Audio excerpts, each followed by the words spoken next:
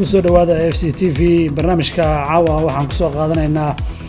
reer galbeedkii oo ku soo xoomay maamul goboleedka Jubbaland. waa maxay waxa laga damacsan yahay Jubbaland? maxaa ka jira in ay doonayaan in Soomaaliya ay ka gooyaan Jubbaland oo macnaha ay u soo aadeen meesha ay tahay in Soomaaliya iyo Jubbaland la kala jaro? sidaan la soconno labada wiig oo la soo dhaafay Jubbaland waxaa tagay 11 xildhibaan oo Mareykanka ah. waxaa kaloo tagay waxaa kaloo uu la kulmay madaxweynaha Jubbaland safiirada Faransiiska, Ingiriiska, Jarmalka, you name it, reer galbeedkii oo dhan. marka waxaa isweydiin mudan oo aan barnaamijka kusoo qaadanaynaa waa maxay sababta kalifaysa in Jubbaland sidaan ay maaragtay interest gareeyaan oo maaragtay u doonayaan reer galbeedku. sidaa la soconno 11 xildhibaan oo Mareykan ah meel ay tageen adduunka ama Afrika ah oo ay interest aysan ka lahayn lama sheegin. 11 xildhibaan oo Mareykan hadday soo raacaan waddankaas ay tagaan waxay ka leeyihiin danta ugu weyn adduunka. haddaba Jubbaland inay 11 xildhibaan yimaadaan oo Mareykan ah oo aqalka Koongareeska ka socda ay soo fariistaan maxay nooga dhigan tahay? waa maxay Jubbaland sababta ay u diideen ciidamada Kenya inay ka baxaan? waa maxay sababta Axmed Madoobe mar walba uu Kenya talada maaragtay uu dul saaray oo Kenya uga tala qaadanayo oo taladiisa dhan ugu soo koobay waxay Kenya uga shahay? waa maxay sababta ciidamada Mareykanka saraakiishooda ugu sarsareysa ee gobolka ay Kismaayo u tageen oo madaxweyne Axmed Madoobe ay la kulmeen?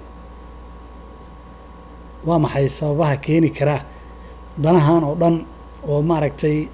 aysan ku saabsanayn wada hadalada dowladda Soomaaliya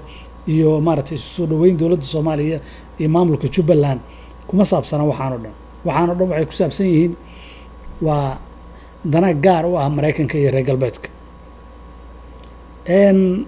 adduunyada sidaan la soconno adduunyada waa danley, dadkuna danahooda qolo walba fiirsadaan. haddaan isweydiino Mareykanku Soomaaliya xiriirkiisa intee buu leegyahay? sidaan la soconno madaxweyne Trump ayaa ku sheegay qashin qub dadka Soomaaliyeed iyo dalka Soomaaliyaba. nacaybka qolada xisbiga waddanka Mareykanka xukuma ay dadka Soomaalida u qabaan mid la soo koobi kara maaha, aad ayay u necab yihiin. sidaasoo ay tahay haddana Soomaaliya joogtay inay waxaas garan laayihiin oo ay maalin walba qaabilayaan oo ay leeyihiin 11 xildhibaan baa noo timid danaha Mareykankan fulinaynaa. waa maxay sababta maaragtay ku kalifaysa in maaragtay dad Soomaaliyeed dad aflagaadeynaya in maalin walba soo dhaweyn loo sameeyo? sidaan la soconno wuxuu la kulmay safiirka Faransiiska madaxweyne Axmed Madoobe. Faransa ciidamo kama joogaan Soomaaliya. waxaa laga hadlaya keliya waxaa weeye Soomaaliya kor u soo kabanaysa yaan maaragtay aysan midoobin. in la yidhahdo war waxaa rabtaan ku siinaynaa meeshaada ku adkayso oo la yidhaahdo ha dhaqaaqin sida dani oo kale is adkee diid midnimada sida ciroo kaleeto yuhuudda aad waddanka waa ka go-ay Iraaq. waxaa laga shaqaynaya waa intaas, ma ahan wax dan Soomaaliyeed ah. haddii dan Soomaaliyeed la wado waxaa laga shaqayn lahaa midnimada iyo wadahadal in loo ballamiyo ummadda Soomaaliyeed. ma ahan qorshe Soomaali lagu hagaajinaye waa qorshe Soomaali lagu burburinayo. waxaana laga xun yahay horumarka ummadda Soomaaliyeed. haddaba Soomaaliya arrintaas maxay ka tiri? Soomaaliya waxay ku mashquulsan tahay horumarinta amniga iyo midka waxbarashada, horumarinta dhaqaalaha, maaragtay siday maaragtay ganacsiyada adduunka uga qayb gali lahayd oo China iyo Turkiga iyo adduunka ay ganacsi u geysan lahayd. dalka Soomaaliya halkaas ayuu ku mashquulsan yahay. dhanka kale gudoomiye baarlamaan oo cusub ayaa la doortay oo baarlamaanka Soomaaliya ay doorteen. waxaa kaloo maaragtay Soomaaliya ka dhacay macadka daraasaadka amniga ayaa waxaa ka dhacay qalin jabin 500 oo qof oo qaarkood intooda badan ay yihiin xubnaha baarlamaanka iyo wasiirada iyo saraakiisha amniga ay maaragtay ka qalin jabiyeen macadkaas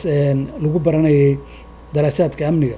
taasoo kor u qaadaysa maaragtay xirfadooda shaqo ee amni sugidda iyo dabagalka iyo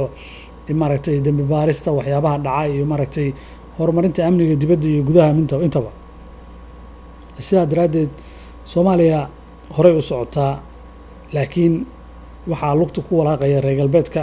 oo doonaya inuu maaragtay jilaafeeyo waxaa la doortay gudoomiye baarlamaan cabdulqaadir cumar macalin wuxuu helay 30 cod cabdulqaadir maxamed nuur 142 cod waxaa xumaaday waxaa mahadsan xildhibaanada sharafta leh ee kalsoonidooda iyo codkoodaba i siiyey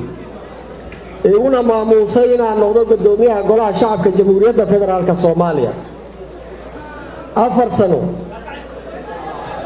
sidoo kale macnaha gudoomiye baarlamaan ayaa la doortay baarlamaanka hore u soconaya maadaama gudoomiye baarlamaanka hore Nigliado Sheekh Madoobe uu noqday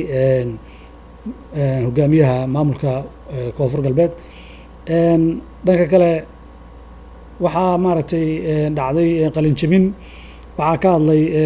agaasimaha hay'adda Niisa Mahad Salaad oo ka hadlayay qalin jabinta macadka daraasaadka amniga iyo ka jawaabidda qataraha marka arag muddo dheer amniga waxaa inta badan xogga lagu saari jiray awoodda muuqata joogitaanka ciidanka iyo ka jawaabidda qataraha marka arag muddo dheer amniga waxaa inta badan xogga lagu saari jiray awoodda muuqata joogitaanka ciidanka iyo ka jawaabidda qataraha marka ay dhacdo maanta waxaan dhisnay hannaan amni oo awooddaas ku kaabaya aqoon cilmi baaris qorsheyn istaraatiiji ah iyo wacyigelin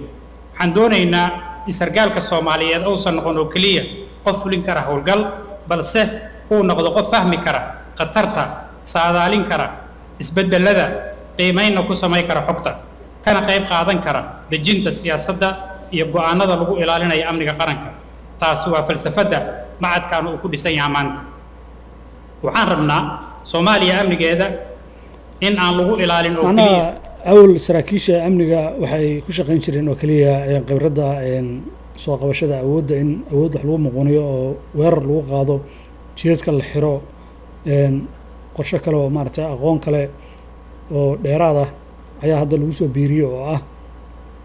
قبروين فريسان أيه كارتوين لدجينيو دبقلو درعاد مارتا إن الوسو بيو إن لقياسو لميسامح إيريو والباقيو xaalad walba in la qiyaaso oo si cilmiyeysan loo qiyaaso macadkan laga qalin jabiyena oo macadka daraasaadka amniga ahna wuxuu maaragtay soo kordhinayaa khibradaas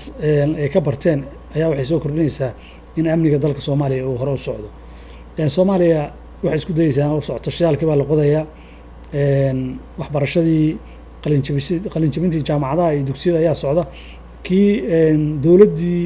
ayaa maaragtay kor cilmigeeda u qaadayso xildhibaanadii iyo saraakiisha ciidanka iyo wasiirada ayaa waxay ka qalin jabinayaan iyo dad kale oo shacab ah intaba maaragtay macadyadii kor lagu qaadayay cilmiga iyo maaragtay amniga iyo sharciga saas daraaddeed Soomaaliya waxaa garab taagan dalka Turkiga iyo dalalka Sacuudi Carabiya iyo Pakistan iyo dalka Qatar dhanka kale reer galbeedka ayaa arinta aad uga xun oo maaragtay jilaafooyin isku dayay ayagoo dhinac walba ka soo maraya ra'iisul wasaaraha Soomaaliya Xamse Cabdi Barre ayaa wuxuu qaabilay la taliyaha amiirka Qatar iyo safiirka Qatar Soomaaliya u fadhiya iyo qaar ka mid ah wasaaradda arrimaha dibadda ee Qatar kuwaas oo u yimid inay kala hadlaan dawladda Soomaaliya maalgashi ku saabsan arrimaha wax soo saarka abuurka iyo beeraha maalgashigan ay u yimaadeen waa horumarinta Soomaaliya wax ka mid ah oo ay doonayaan in Soomaaliya ay beero waaweyn ka sameystaan qalab iyo shaqo abuurna ka sameeyaan ganacsigaasna maaragtay uu noqdo ganacsi Soomaaliya ay wax ka faa'iido ayagana ay wax ka faa'iidaan Soomaaliya horumarkaas ayay isku dayaysaa oo maaragtay